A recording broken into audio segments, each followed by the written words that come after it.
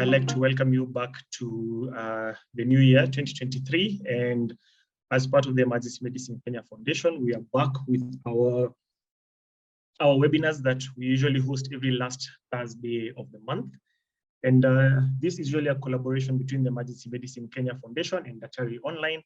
And I'd like just to welcome you guys back. And we hope that this year we'll have more of these presentations and more fruitful discussions, especially on conditions that are relevant to the emergency medicine field. My name is Mutua Mbuvi. I am faculty at the Emergency Medicine Kenya Foundation. And today I'll be taking you through pulmonary embolism. We're hoping to have a vibrant discussion and hoping that we'll be able to just get a few of the things that we need to know about pulmonary embolism in the emergency department and how these patients presents as we look at all those aspects about everything that is in relation to pulmonary embolism. I'd also like just to say that this is a CPD accredited presentation, and Daktari Online is responsible for ensuring that we all get our CPDs.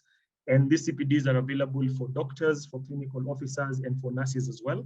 So if you're here and you registered, Daktari Online has your email, and I'm sure probably by tomorrow or this during this time of the week, they'll be able to sort out all your CPD requirements and be able to get points for actually taking part in this. So without much further ado, I'll just like to begin our presentation on pulmonary embolism. I hope it will be a fruitful discussion. I'll do the discussion, and at some point, we'll look at the algorithms from the emergency care algorithms that we use in the emergency department for us to be able to recognize and be able to intervene early for patients of pulmonary embolism. So when we're looking at pulmonary embolism, what exactly are we talking about, and what exactly are we looking at? So pulmonary embolism is defined as a blood clot or a thrombus that becomes lodged in the lungs, blocking one or more of the arteries within the lungs and disrupting blood flow. And the thrombus is mostly from a deep venous, most of the time usually from a deep venous thrombosis. And in most instances, you'll find that there are different forms of emboli, which we should note. And some of these include air emboli. And air embolus usually occurs it's mostly seen in people who enjoy scuba diving. It's quite prevalent there. We also have fat emboli, which really occur from fractures of long bones, especially in adults. And also now in time of labor and delivery, and even in the postpartum period in pregnant women, we could also get an amniotic fluid emboli. And then if you look at people who are intravenous drug users, when they get infective endocarditis, they can also get what we call a septic or a bacterial embolus that can lodge and actually cause that particular disruption or flow. That's basically it on the definition of pulmonary embolism. Now, if we look at the risk factors for pulmonary embolism, there's a nice acronym that we use to remember these risk factors. And that acronym is basically thrombosis. So as you can see there, we have the acronym thrombosis and what it stands for. So we have the first T, which stands for trauma and travel. So those are two risk factors that are there for people who end up getting pulmonary embolism. And then the H represents hypercoagulable states, and also patients who have been on hormonal replacement. And the R stands for recreational drug users, especially intravenous drug users, because these guys are actually at risk of getting infective endocarditis and end up throwing a septic emboli and things like that. The O stands for older age group. So the older you get, the higher risk it becomes for you to develop a pulmonary emboli. The M stands for malignancy, as malignancies also do cause hypercoagulable states, and they also tend to cause pulmonary emboli within the illness itself. B stands for birth control pills. We know there's usually a lot of discussion in regards to combined oral contraceptives and how they bring about a risk of DVT, deep venous thrombosis, which is also a precursor for pulmonary embolism. So that's why we have the B there. Then O, as we discussed for obstetrics. Obstetrics, we know amniotic fluid embolies can occur. And also obesity has been shown to also be one of the risk factors for developing pulmonary embolism and also for developing deep venous thrombosis. Surgery is also one of the key risk factors for developing a pulmonary embolism. And we also have prolonged immobilization. This is mostly seen in patients who either have been involved in a road traffic accident and require to remain immobile for a period of more than 2 weeks. And without that movement, then they usually tend to be in a position where they can develop deep venous thrombosis, which can just lead to a pulmonary embolism. And then the last S is for sickness. there are very many disease conditions that can actually predispose one to pulmonary embolism and also to deep venous thrombosis. And there's also the aspect of sepsis as well, as we had discussed, especially in recreational drug uses. So that is the acronym that we usually use to just give us an idea of what the risk factors are in regards to pulmonary embolism. So after the risk factors, what we can look at now is this pictorial, which basically shows several things in regards to deep venous thrombosis. So let me just get a pointer so they can help me. Okay, there. So this is part of the deep vein. And when you see that patients usually have a deep venous thrombosis, this is what it really looks like. So you have your venous valves and then a thrombus forms there. And now part of this thrombus, when it breaks away, it becomes an embolus and travels up the body. If you look at this diagram, mostly from the deep veins, which are usually there. So this particular pictorial is showing the femoral vein, which has a thrombus. And then from this thrombus, we get this particular emboli right here, which ascends. Now, as it ascends, it goes all the way into the inferior vena cava, and then finds its way into the right atrium, and then into the right ventricle, and then now it goes into our pulmonary circulation, and where it tends to block up either one or more of these arteries that you're seeing around here. So in this particular case, this particular embolus actually traveled, went to the right atria, the right ventricle, went into one of the pulmonary branches, and you can see it here where it actually comes to occlude. And once it occludes, it means that all these arteries within the lung parenchyma will not be able to get any blood supply. So this entire lung part will actually die off. This is just basically a pictorial just to give you an idea of what happens when an emboli forms, when it just breaks away from a thrombus. Then, when we come to the pathophysiology of this, so we come to the pathophysiology. Wait 1 second. Okay, so we come to the pathophysiology of a pulmonary emboli. So what are the things that happen? So as we go through this pathophysiology, I want you to actually look at the areas that have been highlighted. So as you go through the pathophysiology, you're able now to pick out what are the presenting complaints and what are the signs and symptoms that this patient will actually come to the emergency department with, or how this particular patient will present. So if you look at the first part, so we have a clot from the deep veins that gets dislodged, it becomes an emboli, and enters into the main circulation, traveling to the lungs via the right side of the heart. Now, this clot blocks one or more arteries and affects the perfusion of the affected alveoli. Now, once you have this alveoli being affected, this result in hypoxemia, which basically is a hypoxemia. How you will detect it is through your pulse oximetry reading. So you'll find that you have a low pulse oximeter reading, and as a result, it's really as a result of reduced or blocked perfusion. Now, this also tends to affect what we call the ventilation perfusion ratio, or the VQ ratio, and it results in an increase in that ratio. Now, an increase in this ratio means that you have increased alveolar arterial gradient. So therefore, now with that increase, you find that your perfusion gets to be disrupted. And once that is disrupted, it means oxygen is not taken into the system quite well. So your patient presents with hypoxemia, which you will notice by doing a pulse oximetry, which will show you that it's a low reading. Now, this hypoxemia activates some chemoreceptors in the body, what you call the carotid bodies, that in turn now stimulates the cranial nerve number 9, which is the glossopharyngeal nerve, and cranial nerve number 10, which is the biggest nerve, resulting in tachypnea. So basically, this means now this patient will present with an increase in the rate and depth at which they breathe. So your patient will come in on pulse oximetry. They will have low oxygen, less than 90%. And now you'll find that your patient is also presenting with rapid breathing, tachypnea, increase in rate and depth of their breath. So now at this point, you already have two things already happening. You have your hypoxemia and you have your tachypnea happening. So now, what is the result of this? So the tachypnea now results in excess exhalation of carbon dioxide, resulting in hypocapnia, which basically leads to a respiratory alkalosis.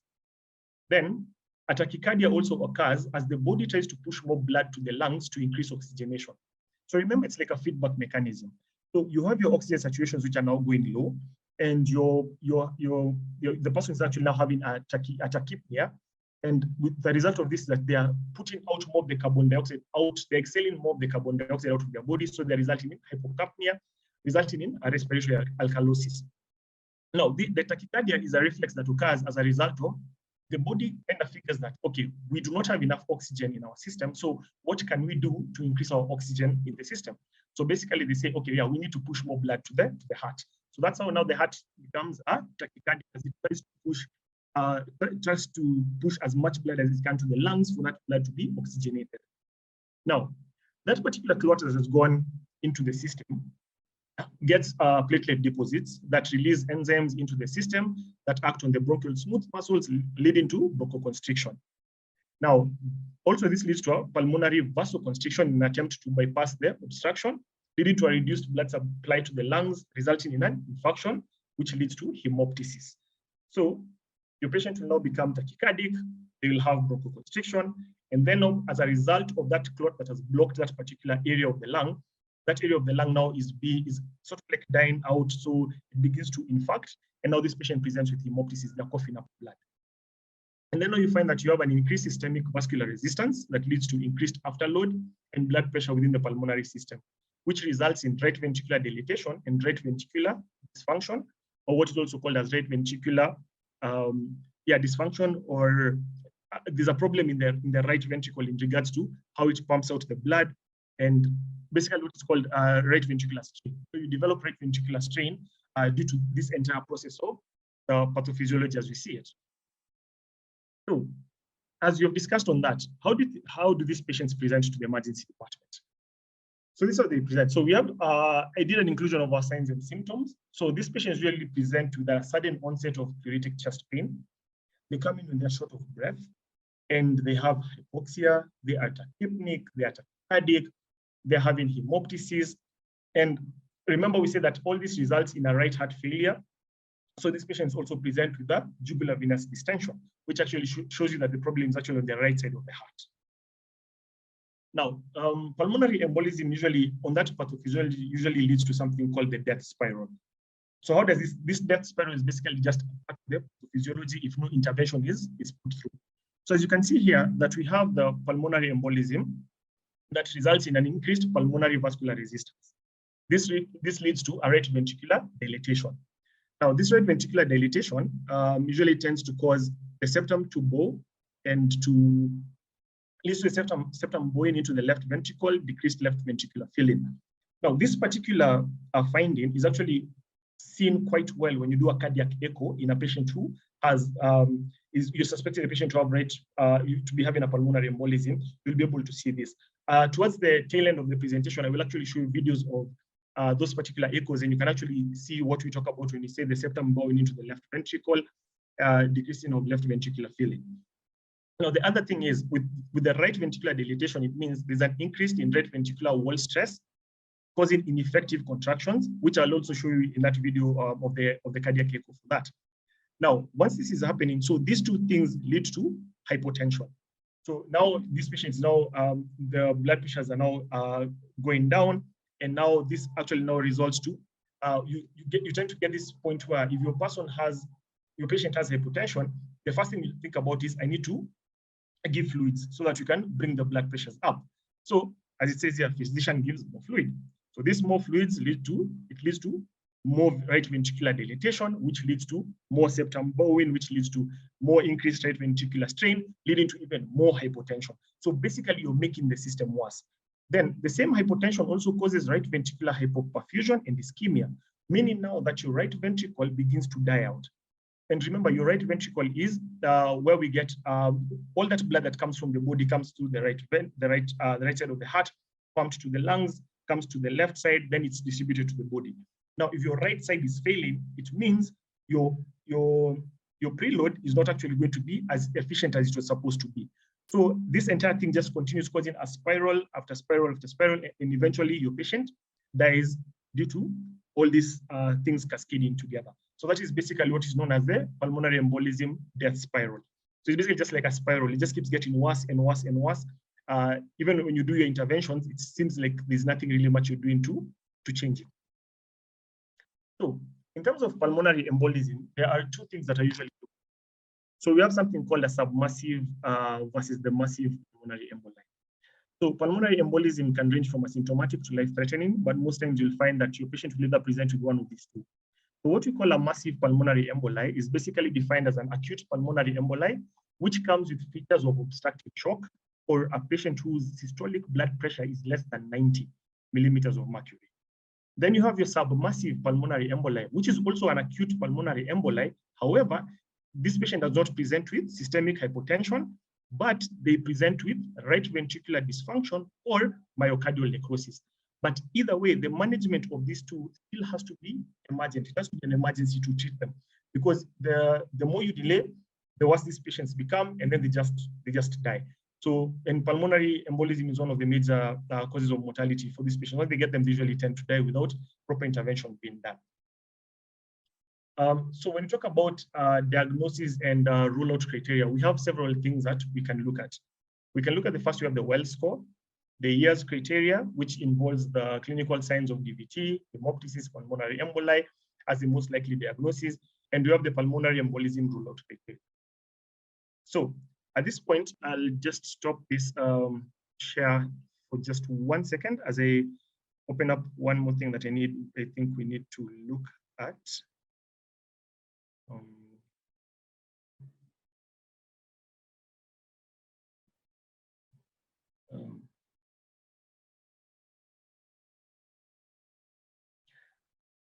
So in terms of diagnosis and looking at how we're going to actually work with this patient who presents with clinical features suggestive of pulmonary embolism. So now we're going to go into the algorithm of how we go about dealing with patients who we are suspecting to have pulmonary embolism, or they do present with features of pulmonary embolism. I'm hoping that everyone is able to see what I've shared on screen. This is basically just a page grab of the pulmonary embolism algorithm, which is one of the key things that we need to be utilizing in our emergency departments, and even just in any event where we meet a patient who we are suspecting to have a pulmonary embolism, because it gives us a very nice flow of how we're supposed to go about checking for this patient, dealing with this patient, and seeing how well we'll be able to manage this patient depending on what resources we have in our particular departments. So as you can see, the first thing that we usually do is we start with the clinical features suggestive of pulmonary embolism. Yeah, so our patient has that. So what do we do? First things first, you have to have this patient on a monitor, support the patient's ABCs, and this patient preferably should be in the resuscitation room in an emergency department. And then if you're suspecting that your patient has a pulmonary embolism, then you need to be prepared to provide CPR, you need to be prepared to provide defibrillation, and possibly thrombolysis. So that's where now you begin to ask yourself, in the facility where I work, am I able to provide CPR? So CPR is dependent on the doctors, the nurses, the clinical officers who are working there. If they are trained well in advanced cardiac life support and they're able to do proper CPR, then yes, you do that. Am I equipped for defibrillation? Do we have a defibrillator in our department? And then the third question you ask yourself is, if we get to the point of thrombolysis, are we able to thrombolyze in the particular facility that I am in? Am I able to get thrombolysis for this patient? Okay, so then after that, the next thing is to ensure that you obtain a 12-lead ECG, because there are usually features of pulmonary emboli that are seen on an ECG. And as you continue with the discussion, I will show you a screen grab as well of an ECG of a patient who has pulmonary embolism. And we'll actually look at the key features that have been put here, which is sinus tachycardia, T-wave inversion in lead 3 and in V1, V3, or in S1, Q3, or the S1, Q3, T3 pattern. And then we also need to understand that a normal ECG can be seen in 30% of patients. Then check your vital signs, your blood pressure, your pulse rate, your rest rate, your SpO2s, your temperature, and always never forget your random blood sugar. Then start giving oxygen if your SpO2s are less than 94%, or if your patient is dyspneic, but maintain the SpO2s above 94%. Then perform brief targeted history and physical examination. Now, when you move now into the nitty-gritty of pulmonary embolism diagnosis or ruling out criteria, there are certain things that need to be done, and they're done in a particular order. So the first thing that we need to look and assess is whether there's a years criteria score that is available for this patient, or a PAC positive. So you need to establish your IV access, get blood samples for your hemogram, your UEC, your venous blood gas, coagulation screen, D-dimers, and highly sensitive troponins. Because also remember, this patient, the way they present, they could also be presenting with STEMI. They could be presenting with a myocardial infarction. So highly sensitive troponins would be a good thing for you to also have. Now, when you look at the years criteria, in this particular part of the presentation, so we have our years criteria, which has 3 things that you need to ask this patient, or you need to find out from this patient before you know which side you're going to move to. So number 1, is your patient having clinical signs of DVT? Yes or no? Number 2, is your patient having hemoptysis? Yes or no? And number 3, pulmonary embolism as the most likely diagnosis, given how your patient has presented and you're thinking, yeah, this could possibly be pulmonary embolism. Now, let's start with on my screen left, or what is on the right side of the screen, which is basically now, if let's say your patient does not have any of the years criteria, they do not have clinical signs of a DVT, they have not presented with hemoptysis yet, and pulmonary embolism is not really most likely your likely diagnosis, but it's still there. So, and your patient, you have a hemodynamically stable patient with a low probability of a pulmonary emboli and no years criteria, as in they fit none of these definitions. So at that point, since initially you already thought that there's a possibility that this patient could be having a pulmonary emboli, it's always good to do a rule-out criteria. So the rule-out criteria is basically the pulmonary embolism rule-out criteria, which is called the PERC. And as you can see, it's available on MD-Calc. And I'm hoping that everyone who's currently listening has already downloaded MD-Calc in their phones, and they also have the casualty app as well, the EMKF casualty app, because it has this particular algorithm in the phone, so you don't really have to look for the book itself. You can actually just get it on the app. So as you look at this, as you look at your pulmonary emboli rule-out criteria, there are certain things that you need to ask. So there are 8 questions.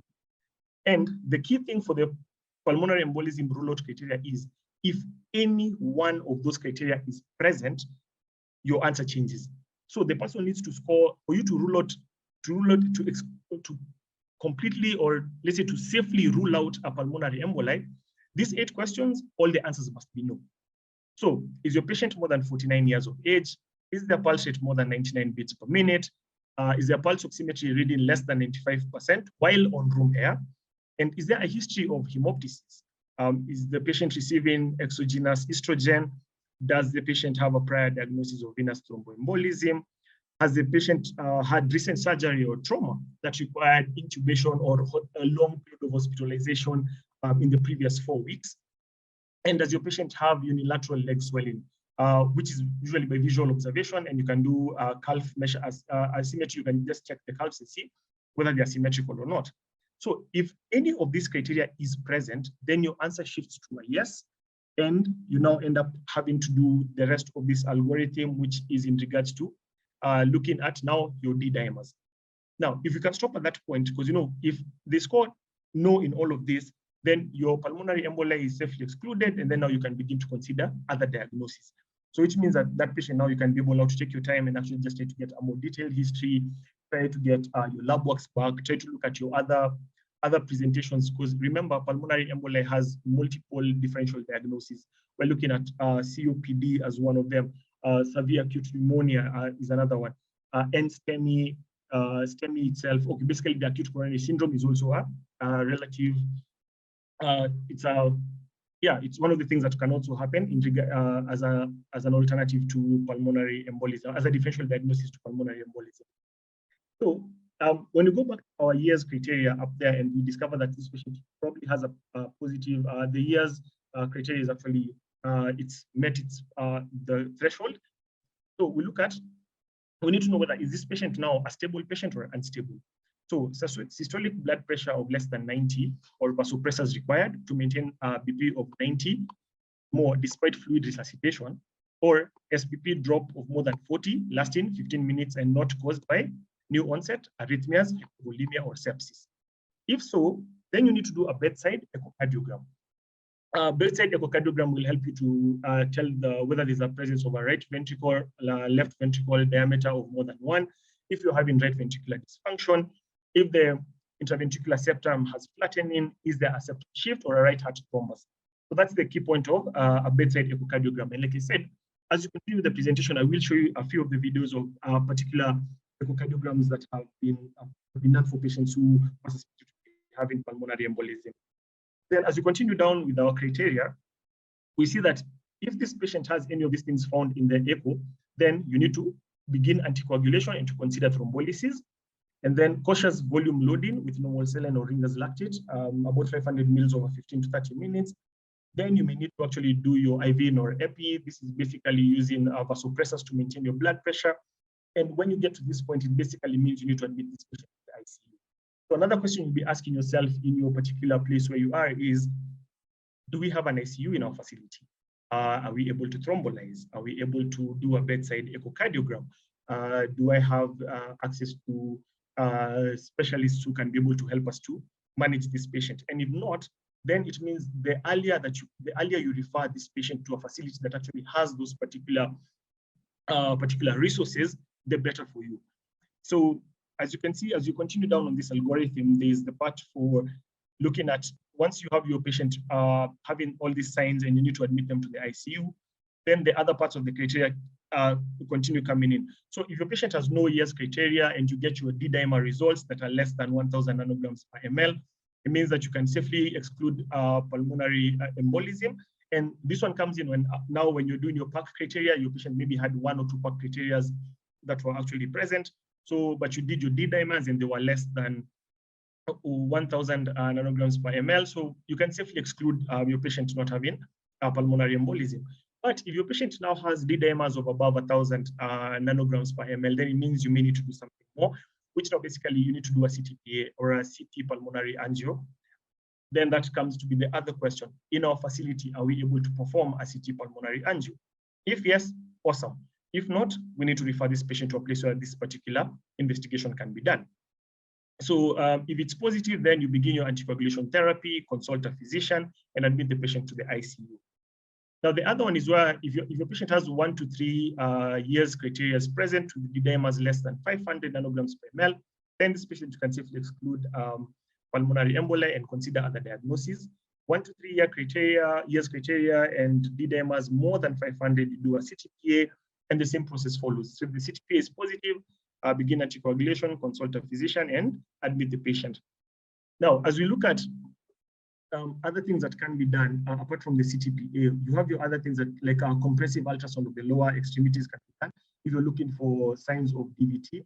And this one is mostly done for in pregnant women where we do not want you to expose them to a CTPA because of the high levels of radiation and given the fact that they're also pregnant. So if you do get a positive finding in a patient with symptoms consistent with pulmonary embolism, then you can consider a diagnosis of VTE disease and potentially eliminate the need to expose the patient to radiation. Yeah. So now, as you go down on this path of management, as you keep doing one thing going down this particular algorithm, as you can see, it actually just gives you a very nice criteria of how to rule out pulmonary embolism. And then if you still suspect pulmonary embolism, what do you need to do? What's your next step? What's your next step in management? What's your next step? So even in the point where you're in a facility where you are able to do thrombolysis. So what are the things? So you need to rule out contraindications to thrombolysis even before you begin the process of thrombolysis. So first things first is you need to consider, is the patient in cardiac arrest? If this patient has a pulses electrical activity rhythm, unilateral leg swelling, and POCUS findings are suggestive of thromboembolism, then that one you can actually consider to do. You can actually consider to thrombolyze as you guys are actually in the middle of your cardiac your resuscitation process. If your patient, the indications for thrombolysis in P as we're discussing. So if your patient has a systolic blood pressure of less than 90, and vasopressors are required to maintain systolic blood pressure of more than 90 despite fluid resuscitation, and then but all this is not caused by any new onset arrhythmias, hypovolemia, or sepsis, then you can thrombolyze your patient. Now, in regards to thrombolysis, there are 2 medications that can be used. So we have tenecteplase and alteplase. So as you can see there, it actually gives you a very nice a breakdown of how you can actually give this medication. Tenecteplase, which is weight-based, ranging from 30 to 50, and you give it as an IV push over 5 to 10 seconds and continue CPR for at least 30 minutes after the drug has been administered. Then for alteplase, 100 milligrams given over 2 hours, or in the event of a cardiac arrest, you give 50 milligrams IV bolus Repeat once after 15 minutes if no ROSC is achieved, then continue CPR for at least 30 minutes after the last dose has been given. So I'm really hoping that we can all get to download the Casualty app, because it will give you this particular algorithm on pulmonary embolism very, very well, and you'll be able to follow it down as you go. So that was one of the things that we needed to have a look at. So let me bring back the actual presentation that we were. So as I had said, we do have investigations that we do, especially in ECG. And we talked about the S1, Q3, and inverted T waves in lead 3. This is basically how it looks like. So as you can see, you do have your S waves in lead 1, and you can have Q waves in lead 3, which is basically here, and inverted T waves also in lead 3. So this is one of the things, when you do an ECG, these are the things you'll be looking for, because they can actually point you towards a diagnosis of pulmonary thromboembolism. So that is one. This is actually an image of a CTPA that was done on a patient who actually had a pulmonary emboli. And as you can see, this is the main pulmonary artery. And right here on the left side, there's a thrombus that was noted on this particular left side, and also had another thrombus that was seen on the right pulmonary arterial trunk. So most of the times with CT pulmonary angios, these ones will definitely require a radiologist to report. Sometimes they usually tend to be a bit difficult for you to be able to figure out what exactly or where exactly the thrombus is. So that one, being in a facility where you're able to do a CTPA, also means you need to be able to have access to a radiologist who can report this as quickly as possible, so that you can be able now to know how am I going to take care of my patient as as we continue with the management of it. Other things that can be used are what we call VQ scanning, which is also something that's not really so available in most hospitals, but there's some like high-level hospitals that actually do VQ scanning, and it's actually useful when there's a contraindication to CTPA, especially like in pregnant women and things like that. Then the other thing you need to know is that a chest X-ray is usually normal. It may not be able to give you any pointers towards anything that could be related to pulmonary embolism, though it could also show you other things like features of COPD. It will show you that if this patient, it will tell you whether your patient also could be having a concurrent pneumonia and things like that. But in relation to pulmonary embolism, most of the times that they're done, they're usually normal. Now, the bedside echo, what we call the point of care ultrasound, which is usually done at the bedside, has a sensitivity of 98%, though it is operator dependent. The person doing it has to have been trained and knows how to pick up the various things that are seen while doing the echo, what we call the point of care ultrasound, and knowing what to pick, what to look for, basically, when they're suspecting that there's a pulmonary embolism that is ongoing. So here we have what we call an apical 4-chamber view of the heart. And if you'll allow me just to play it. So it's a short video, but as it plays, this is basically an apical 4-chamber view of the heart. So you have your, let me just get a pointer so that it can be a bit clearer. So you have your left ventricle right here. This is your right ventricle, your right atria, and your left atria over here. Now, when I play the video, I want you to notice something. There's this white mass that I'm currently circling with the pointer. That is actually an emboli. So when you look at it, it's actually in the right ventricle. And this is how some of these things are actually caught when you do a bedside echo on a patient who you're suspecting to be having a pulmonary embolism. So let me just get this back. It's not allowing me to do that. Cool. So as you can see, that is actually an emboli that's been thrown around in the right ventricle, and most times usually just tends to pass through, and it goes into the pulmonary trunk and ends up causing a pulmonary embolism, and your patient usually tends to actually not really have an interesting time after that. We look at another one, which we're talking about septal flattening, the intraventricular septum flattening. So on this particular one, this one was for a patient who, this is what we call a parasternal short axis view of the heart. So basically this entire mass that you see in here, this is your left ventricle, and then your right ventricle is on this particular side. Now, what you need to notice is, as you can see this going, this is the intraventricular septum right here, and you can see how the left ventricle looks to be quite thick because that is the outer wall, this is the inner wall, and you can see how tight it is, and almost looks like the shape, like it's making the shape of a letter D. Like this is the stick, and then the letter D comes like that. So this one usually tends to happen when you have what you call right ventricular strain, and one of the main culprits for a right ventricular strain is actually a pulmonary emboli. So if you ever look at it, you'll see how the heart is beating. As you can see, the left side is actually, so as you can see, the right side looks to be it's contracting quite a lot, what we call, it's basically hyperdynamic. And this is actually caused by the fact that the right ventricle has actually increased in size. It's actually compressing on the left ventricle and causing the left ventricle now to look like it's quite hyperdynamic. It's actually beating at a much faster rate than it ought to be. Like we said, pulmonary emboli tends to cause tachycardia. So this is one of the things that you can see.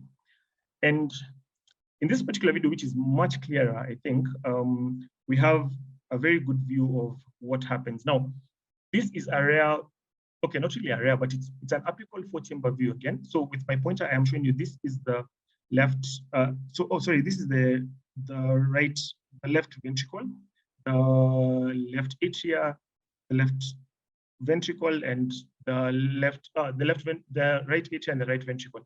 This white mass that you see in here, that is actually a thrombus that was actually noted while the patient was actually undergoing the scan. And what you will see is that it will actually just disappear into and go into the pulmonary circulation. As you can, that thing, and just see it dislodge, and then right there, it goes into the circulation. And those are one of the things that if you're performing a bedside echo or a bedside point of care ultrasound, and you see that, it's actually something that is quite scary, because now you know, oh crap, the thrombus has actually dislodged, and now it's actually gone into the pulmonary circulation, and then your patient may begin to crash. So if you're not able to perform thrombolysis immediately on this patient, you might actually end up losing this patient right there or at the bedside as you're looking at them. Yeah. So what are the investigations you can do for your patients who come in with pulmonary embolism? So we're looking at doing your white blood cell count. This mostly to help you know that if your patient is having a pneumonia, they'll have an increase in the white cell count, and other features that you can be able to pick from there. Also do your urea and electrolytes. You need to know how your patient's renal kidneys are functioning. Your liver function tests as well will be helpful. A coagulation profile for those patients who are hypercoagulable. D-dimers, because they will help us in determining whether this patient actually has a pulmonary emboli or does not have a pulmonary emboli. An arterial blood gas or a venous blood gas. These days, we actually do more of venous blood gas analysis rather than arterial, but arterial will be able to give you better on your partial pressures of oxygen. It will actually be able to give you a much better finding. Then also your troponin levels as well. Sorry, there was a typo there, but that's troponin levels.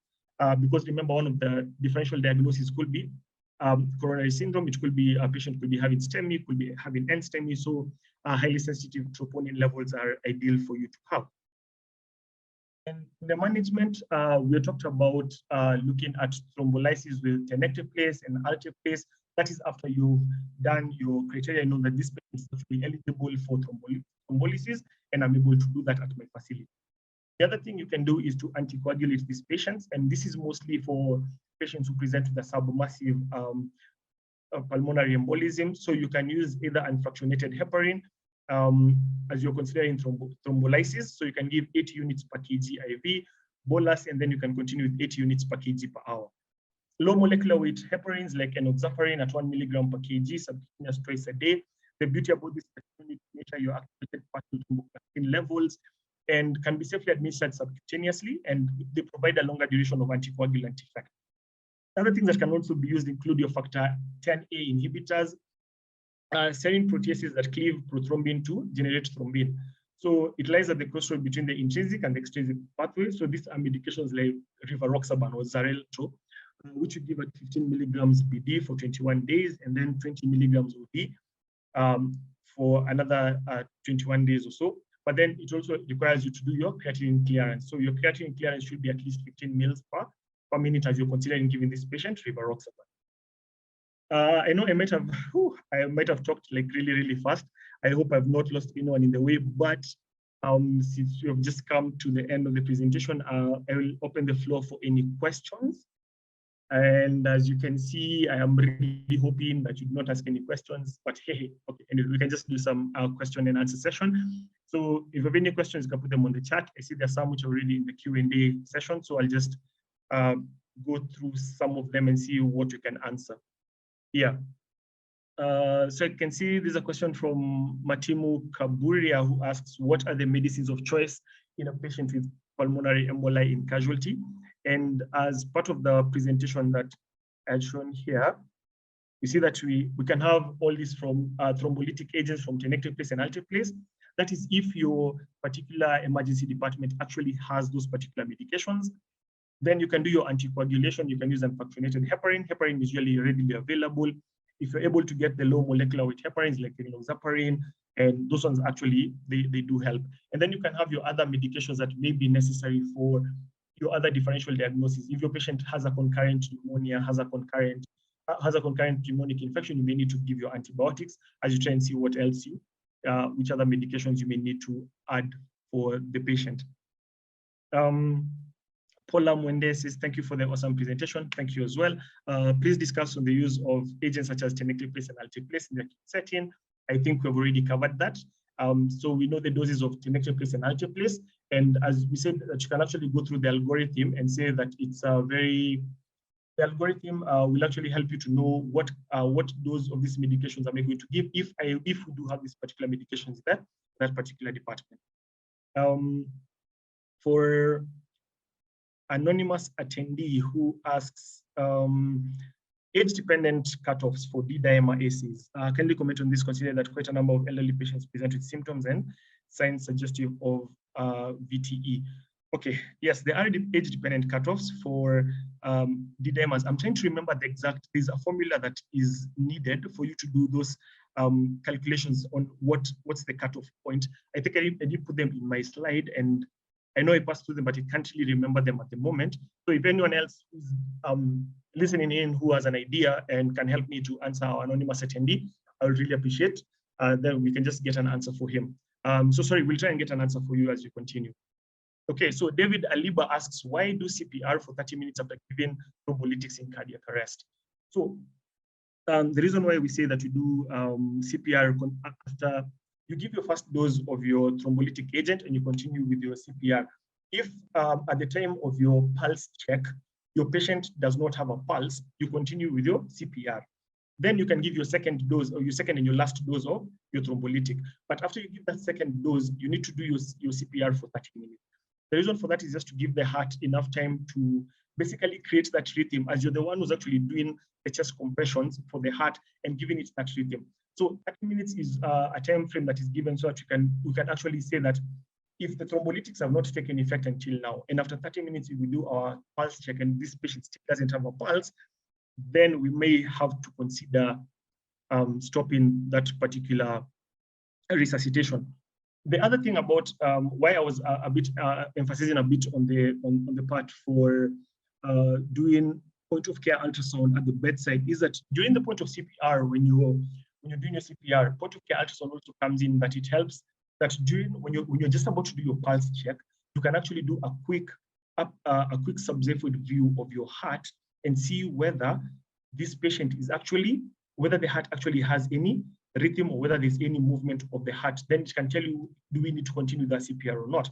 But the 30 minutes is a time frame that is just given ideally for just to make sure that we've given the thrombolytics enough time to work. And as you continue trying to keep this patient with the circulation ongoing, after that, if there's no heartbeat, then at some point you may need to consider whether we need to stop that resuscitation at that time. Yeah. There's an anonymous attendee who asks, any data on success rate for thrombolytics in patients with VTE in our hospital? And are there public hospitals able to do thrombolysis considering the astronomical costs of this? Yes, actually, I happen to provide my services as a doctor at Kenyatta National Hospital, and our accident emergency department, we actually are able to do thrombolysis for our patients because we do have access to these medications. I understand that these medications, they are quite astronomical. It's true. Some can even go for up to maybe 100,000 Kenya shillings for a single dose. I don't know how many other public hospitals will be able to give these particular medications. And even for us, it's not that it's always there, but there are times that we actually do have and we are able to do thrombolysis. And our success rate, I can say that we have managed to save a few patients. But the other thing is to remember, is to think about it in that most patients, sometimes they do get to the emergency department a bit too late into their prognosis, a bit too late into the whole process. So by the time you're able to get to that point where you can actually give them the thrombolytics, it's really a bit too late. But I do get your question in that, yeah, the costs of those things are quite astronomical. And you'll find that it's only maybe the major private hospitals that where you'll actually have like immediate access to them. But even in these particular places, once you've been sorted out, you still are left with a very huge bill to pay for those particular services that you received. Yeah, another anonymous attendee is asking whether we can get the presentation. Yes, the presentation will be up on the EMKF website, and I think also on the Daktari Online, so you'll be able to access it from there. Another anonymous attendee is also asking, does the same management apply for patients with fat emboli or amniotic fluid emboli? Okay, that's an excellent question. I think most times we usually go about looking at this. The whole point of us giving thrombolytics is basically that, to thrombolyze, to burst up this emboli, and most times usually a blood clot like that. For amniotic fluid emboli and fat emboli, that one I think I may not have a conclusive answer for whether this is the same thing that you're going to use for both a fat emboli and an amniotic fluid emboli. But most of the times I've had the experience of having one patient who had an amniotic fluid emboli, and unfortunately we lost her because it happened so fast, and by the time people actually think that it could be an emboli, we had already lost. Then I think that one I can also put it for that time and say, if there's anyone else who's joined in the chat who can actually maybe give us something on fat emboli and amniotic fluid emboli, actually might actually be a good point for us to get that together. It will also be a point of research for us as well. But thank you for that question. It's a very good question. What is the duration of treatment while using heparin? Okay, so remember, for patients who we're putting on heparin, like we said, we usually use the unfractionated heparin if we are considering thrombolysis. So remember, unfractionated heparin can be used up to the point where you feel that your patient is anticoagulated enough for you to move them to another drug like warfarin, which they may be able to take from home. So remember, unfractionated heparin is intravenous. So the duration of that, the duration of the period that you're going to give this heparin is heavily dependent on how long your patient is going to stay in your hospital, how long they're going to still be having these complications, and the presentation, and whether you do have other alternatives like the low molecular weight heparins or the rivaroxaban at that point. Yeah. Whew, okay. My water is done. Okay, but you can just continue until we get somewhere. The next question was from Charles Mundia. Is there a time frame within which to do the thrombolysis? Thrombolysis as soon as you can. Basically, there's really no time frame. As soon as you can actually be able to establish that your patient is having a pulmonary emboli, you're able to see the signs and symptoms, and you're able to rule in that this patient actually requires thrombolysis, do it as soon as possible. The sooner you do it, the better for your patient. And Sophia says, thanks for the great presentation. How long does it take for you to get the changes in the heart following an embolism event? So that one depends. That's why we said that even in a patient who has cardiac arrest, we usually give about 30 minutes. The thing about embolism and when you give the thrombolytic agents, they usually tend to work quite quickly and usually tend to see the effects much faster.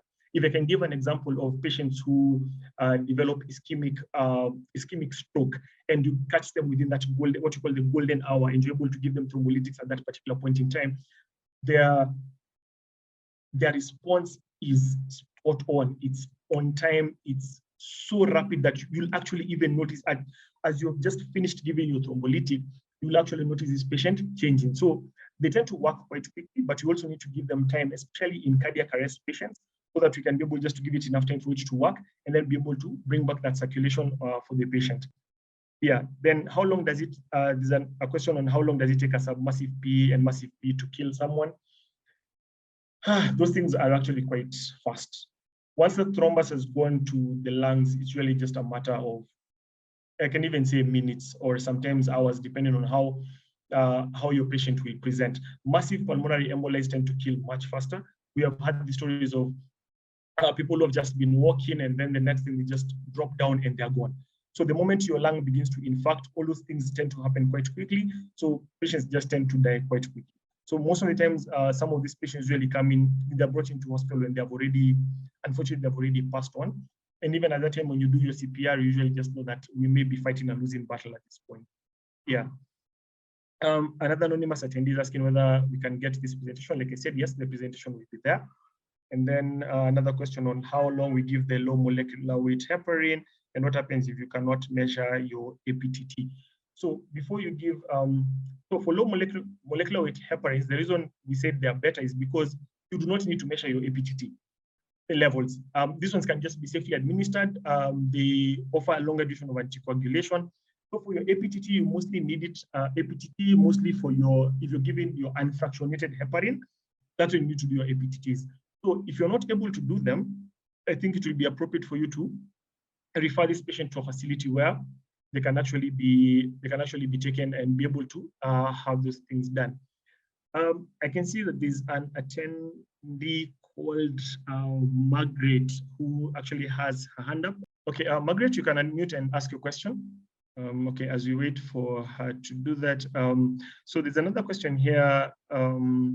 In resource poor settings, like in rural public hospitals where they do not have D-dimers or altiplace or tenective place, can they furnish us with a way forward in patients suspected with PE? Will referral to a bigger facility give the patient a chance? Yes, I do believe the sooner you realize that you may be dealing with a pulmonary embolism and you know that in your facility you do not have the capacity to deal with that, the sooner you refer this patient to a bigger facility, the better. So that would be your key point. The one thing would be to, as soon as you can, refer this patient to a hospital where you know they can actually get some of these things done, but they can get the demos done, they can probably even get altiplace, tenective place done.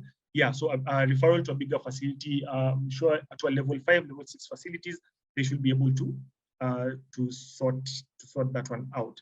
So there's a question about, in a setup where you can't run coagulation profile, will you administer warfarin without INR?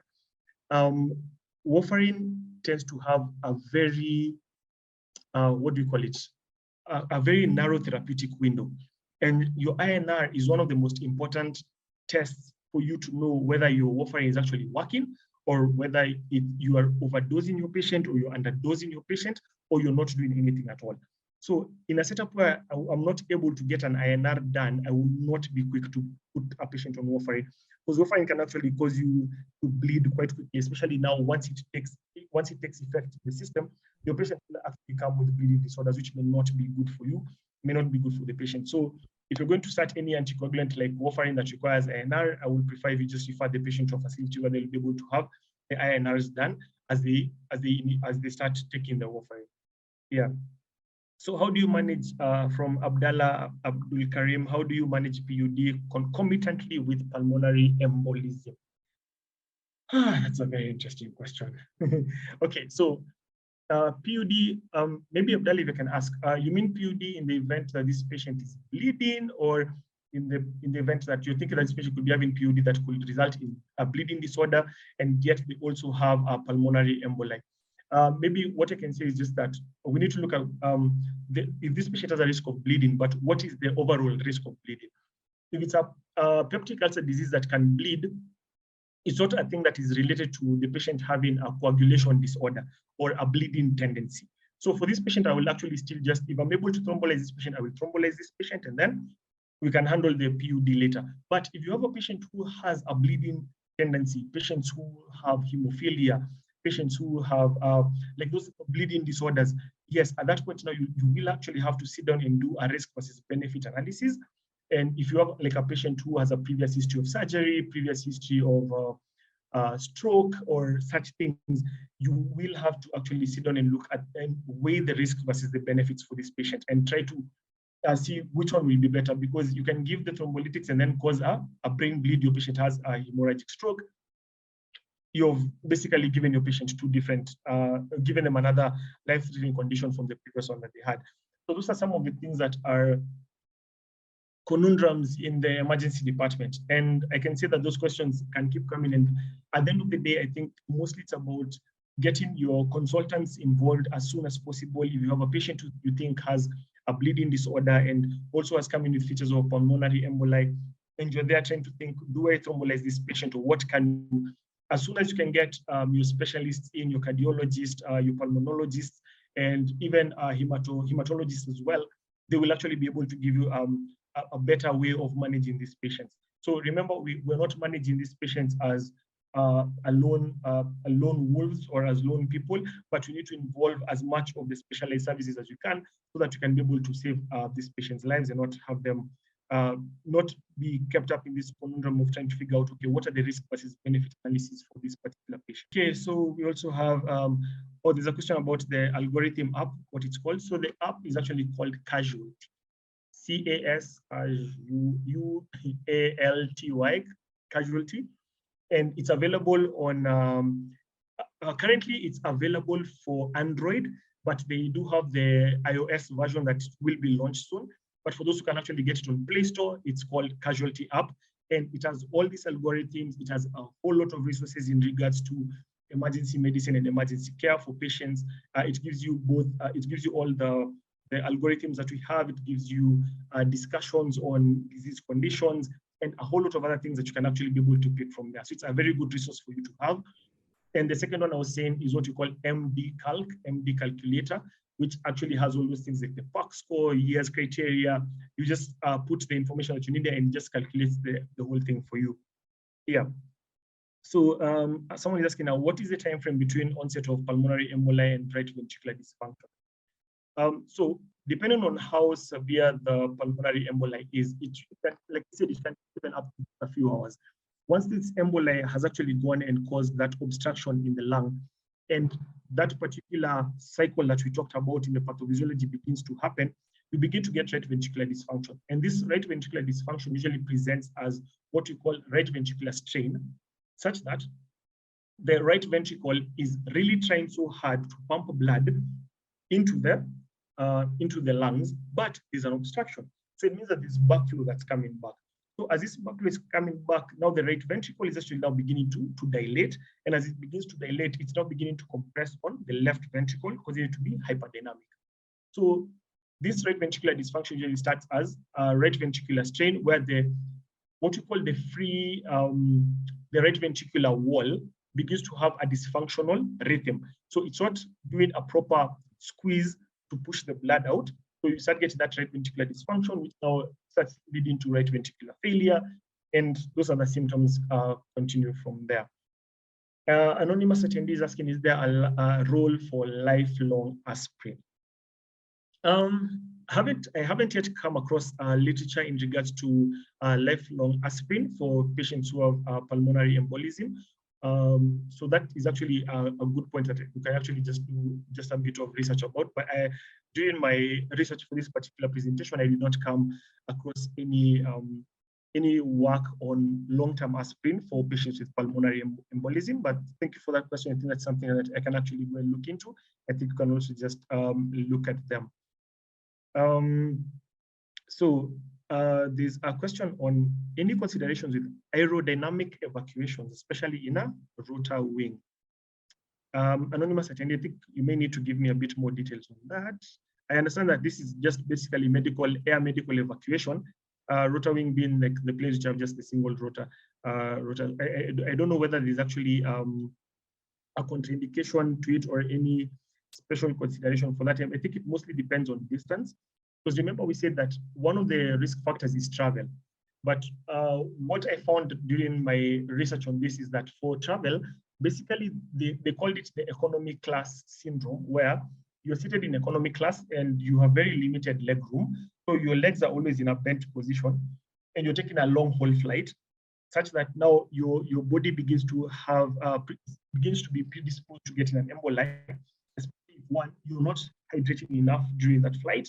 And number two, you're just sitting in that position. You're not waking up, you're not walking around, you're not exercising your calf muscles, so that at least you can keep the circulation in your body going. So there is that aspect of you developing an emboli during long haul flights. But for aeromedical evacuations, maybe there could be some special considerations for those patients, but those ones I'm not entirely sure about. Silas Ayako asks in regards to thrombolysing.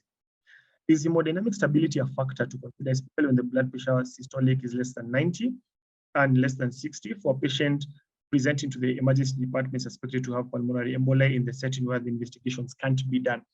Yes, hemodynamic stability is a factor.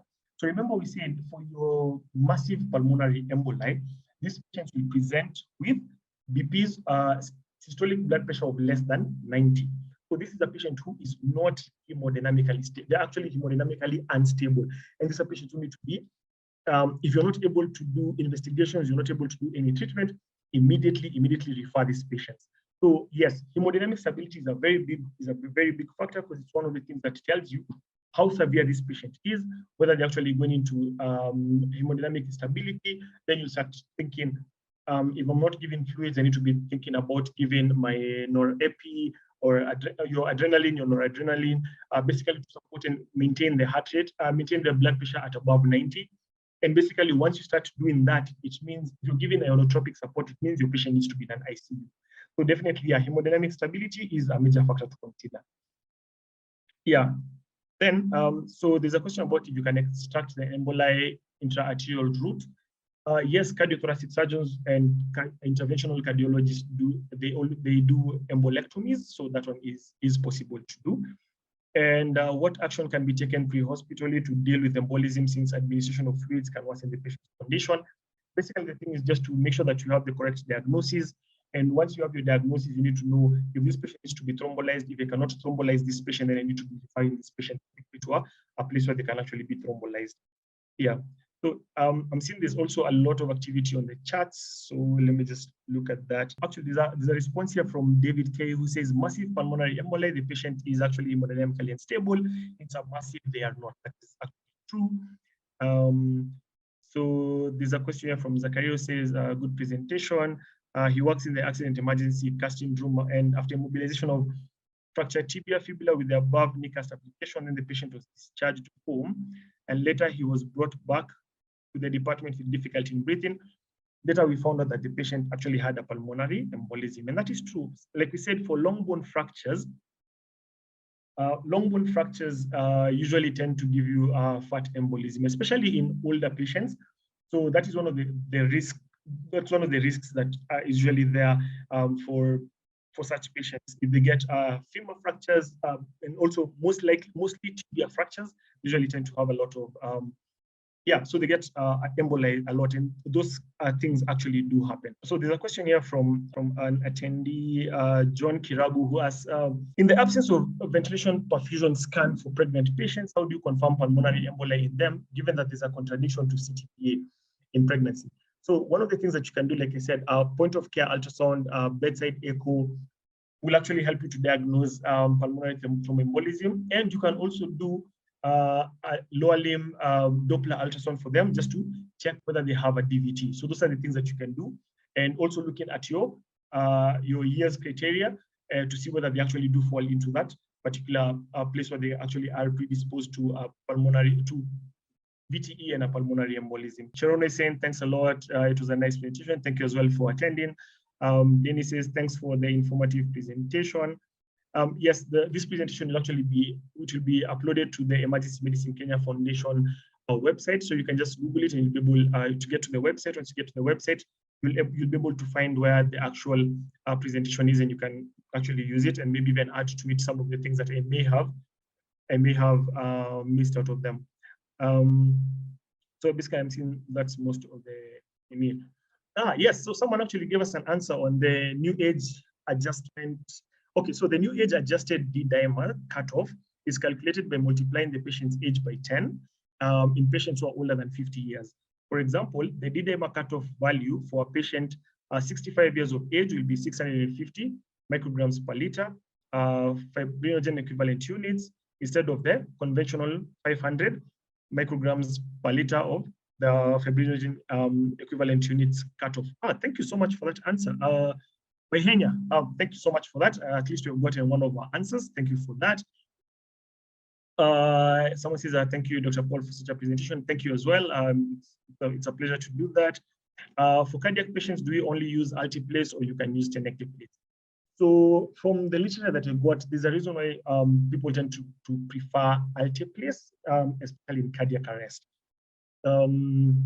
Given how the doses as we had shown on the algorithm itself and how we were able to look at it, so that's how, okay, they tend to prefer more of altiplase, but I cannot give you like an exact reason as to why they prefer alteplase to tenecteplase, but I think that's also a good point for research. Nancy says we lost our young doctor to massive pulmonary emboli. My condolences for that loss. There's a question on follow-up care. Do these patients need to continue with anticoagulation? Yes, these patients do need to continue with anticoagulants because they will always have a risk of getting another pulmonary embolism. So these patients will have to continue with good follow-up, and we put them on agents like rivaroxaban. Some of them are even usually discharged home on low molecular weight heparin so that they can continue doing subcutaneous injections on themselves as we continue with their follow-up in the cardiac clinic or together with now the other specialties involved as well. So what is your advice on informed consent? This has been a drug that has life-threatening side effects. In emergency departments, sometimes there's something called implied consent, but I do get what you mean by informed consent, yes. But remember, at the time when you're coming to give your alteplase or your tenecteplase and you're doing your thrombolysis and your patient has actually qualified for that criteria, in as much as these drugs have a life-threatening side effect, remember our overall goal is to save this patient. Sometimes you may have a patient who's unconscious, sometimes you may have a patient who is actually unresponsive and you are in the middle of doing you're actually in the middle of a resuscitation and you do need to give these medications. So sometimes there's the element of implied consent because our overall goal is actually to save this patient. But if your patient at the time of diagnosis of pulmonary embolism is able to understand what you're doing, it is very, very important as medics to always ensure that we tell our patients everything that we are doing, give them the correct information, let them have the information of everything and anything that you want to do for them. In the event that they do decline, it is their choice. You cannot really force someone to accept a treatment modality for them. But from my experience, I have seen that most patients, especially in that emergency situation, they usually tend to trust us to do the best in order to save their life. I want to give a chance to anyone who wants to give a comment or a question live. So what you can do, you can just raise your hand and then unmute yourself. And then, because I feel like I've been talking by myself a lot, I actually just want to hear someone else talk. I might actually be talking to bots, but no. So anyone, yes, I can see Omar. Omar has raised his hand. Omar, just unmute yourself and then you can be able to just give your comment and your question. Hi, Doc. Can you hear me? Yes, we can hear you. Hi. Yes, thank you, Dr. Mbuvi. I think that was a great presentation.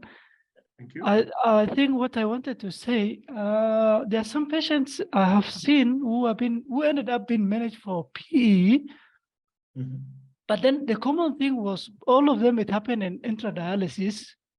And then the other common thing was the PP was in the 200s before dialysis.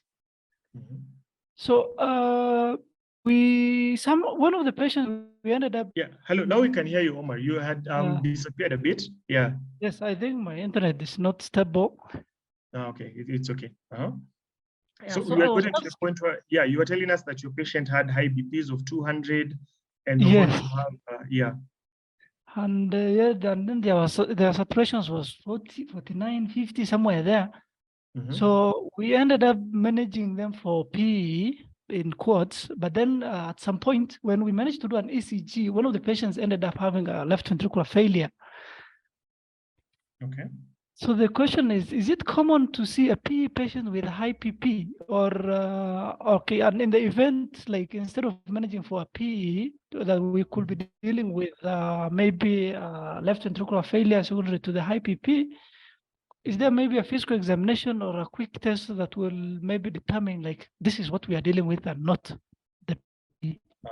Okay, I get your point. So for patients who usually have high BPs in the 200s and above, remember that hypertension usually is something that occurs, it's progressive. So by the time you get to your left ventricular failure, there's left ventricular remodeling that has happened. So your left ventricle is, the muscles have actually hypertrophied, and then now they begin to fail. So remember, when in hypertension and your heart is beginning to undergo what we call left ventricular remodeling, the cardiomegaly that occurs, the new muscle fiber that is formed to help the heart to be able to overcome the systemic the high systemic resistance that is there. These new fibers that are formed, some of them usually don't get to have like proper vasculature. so they don't get the optimal blood supply. And that's why these patients who have hypertension usually tend to be more at risk of myocardial infarctions, because as the left ventricle remodels and it takes in, it starts forming these new muscle fibers, and then these muscle fibers do not have enough supply in terms of vasculature, and then they begin to die out. So you end up getting these patients who have left failure and infarction of the heart, and they get their myocardial infarctions and things like that. Then as this particular failure begins to continue, sometimes it can lead to stasis of blood. As you know, the blood that is flowing in the heart as it's being pumped out is not moving out as effectively, especially if your patient ends up having reduced ejection fractions and things like that. So, and remember, blood is supposed to be fluid. It's a fluid state. It's always supposed to be moving and moving and moving. So the moment your blood starts to slow down, then your platelets begin to get activated. Then this is how a thrombus is formed. And then you can end up having an emboli, because a thrombus has formed in the left ventricle. It can become now dislodged, becomes an emboli, goes into the system, finds its way back into the right side of the heart, goes into the lungs, causes a pulmonary emboli. So there's that path that can actually occur. But the thing is, like we said, for pulmonary embolism, it has there are also the differential diagnosis. There are the things that you need to look out for that can present in a similar way to a pulmonary emboli. And most times, we usually like to deal with the condition that will kill the patient fastest.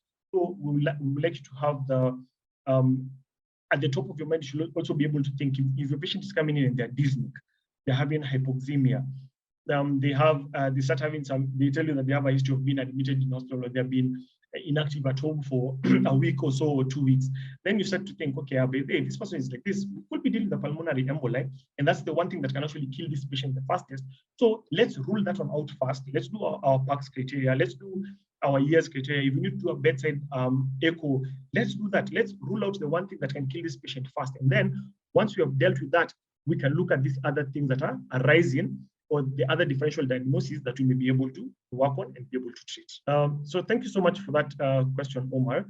I can see Edward Omar also has his hand up. Edward, you can just unmute, and then you can talk, so we can hear what your question is or what your comment is. Hello. Yeah, hello, hi. Hi, how are you? I'm good. Sorry, I'm Eric, not Edward. Oh, okay. So on my screen, there are two names. So there's Edward Oma and there's Eric Oma. So, but it's okay. You can just continue. Give us your comment, your question. Yeah. Okay. I just have a history that I've observed some few days ago. Mm-hmm. I'm a physiotherapist. Mm-hmm. So there's this patient I was managing at home. So initially she was admitted in the hospital. They did total knee replacement. Mm-hmm. Was given all the medication, then she was discharged home with aspirin. Okay. Then 4 days later, she started complaining of pain on the left side of the chest. Mm-hmm. Then I gave her some breathing exercises. 2 days after that, so that's the 6th day after being discharged from the hospital, the pain disappeared, she became stable. 1 week later, she started complaining of shortness of breath. And then the doctor, I talked with the doctor, and now the doctor ordered some tests. And one of the tests was troponin 1, which was above 55. Mm-hmm. So it was a little bit high. So the cardiologist said there's no problem. We can just continue with the medication and exercise. Then the 8th day, she collapsed and rushed in the hospital, and she was diagnosed with PE. So I'm just wondering, how did it happen? Because, okay, to my reasoning, I feel like it happened late. So was it related to medicine that she was given, or aspirin which she was taking, or there's something else that happened which triggered a clot and the embolus? Thank you. Maybe on that one, we can just look at it from the point of this patient underwent long surgery, which is basically a knee replacement surgery. Most likely she was immobile for some time, discharged home, she was on bed rest as well. So she's already having risk factors for pulmonary embolism. Sorry, there's something, a detail I need to give. she started walking or being ambulated Ambulant. 24 hours after surgery. Okay. And she continued with it throughout. So there was no history of being immobile. Yes. How old was she? She's 52. 52. Okay. Yes. So, but okay, in as much as you can try to speculate and see what could have happened, there could be a lot of things. Yes, a pulmonary emboli can occur. She's actually more than 49 years of age. She underwent a recent surgery. There's also the possibility that she could have, a clot could have formed, a thrombus could have formed, and slowly by slowly it was building up, and then it ended up being a pulmonary emboli. So some of these things are usually just tend to happen abruptly. Sometimes some patients usually do have those risk factors that we had said, that thrombosis, they do have those risk factors, but then you can also get patients who get pulmonary embolism and they have none of those risk factors. So those things can happen. So most of the times, I think with just further investigation will be ideal. And we cannot really say whether there was something that was done that made her actually have the clot, but from my personal thinking is that she did fit a few of the criteria, like she's more than 49 years old, she has undergone a major surgery. So those are some of the things that can actually predispose her to actually getting a pulmonary emboli. Yeah. So guys, I'm sorry I've not been able to go through all the questions that we had today, but I do thank you for joining us for this particular presentation. And on behalf of Emergency Medicine Kenya Foundation, I just wanted to thank you so much. We are about to come to the end of this presentation, but it's been very interactive. I've been happy with the questions. I know now I do have other things that I need to go and do a bit more research on, especially the questions that were coming in. They were very excellent questions. If I've not been able to answer your question, I am sorry, but at least I'll go through the question and see whether I'll be able to add a few of those answers to the presentation before it's uploaded to the Emergency Medicine Kenya website. So thank you for giving me your audience. Thank you for listening to me, and thank you for the questions that you asked.